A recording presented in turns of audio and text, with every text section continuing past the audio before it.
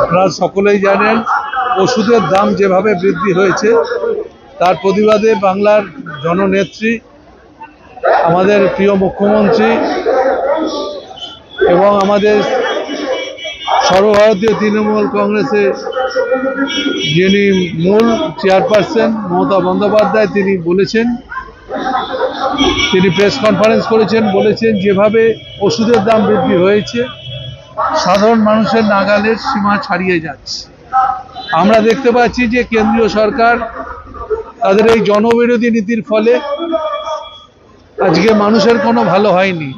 একটার পর একটা জিনিসের দাম বাড়ছে, শুধু তাই না, ওষুধের দাম বৃদ্ধির প্রতিবাদে আজকে সমস্ত আমরা আজকে দুটো টাউন, বিশেষ করে বিধাননগর টাউন, একটু আগে দক্ষিণ দমদমের টাউনেও মিছিল হয়েছে, এখনও সেই মিছিল চলছে, আমি সেখানে ছিলাম। আর এই মিছিলটা আমরা এখান থেকে সিটি সেন্টার অবধি নিয়ে যাবো। এই মিছিলে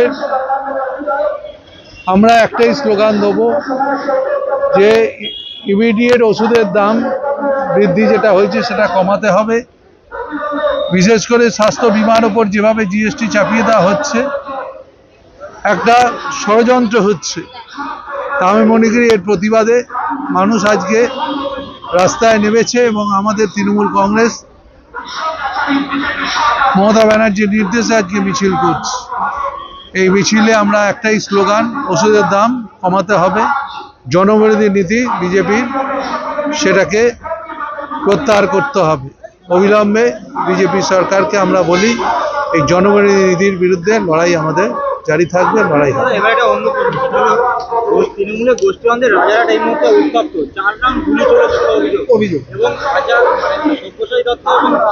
দেখুন, আপনারা বলছেন, আমি কিন্তু আমার কাছে কোনো খবর এখনো পর্যন্ত নেই। আর আমি সকাল থেকে কাজে ছিলাম, আর এখন মিছিলে এসেছি, পরে জেনে জানাবো কি হয়েছে।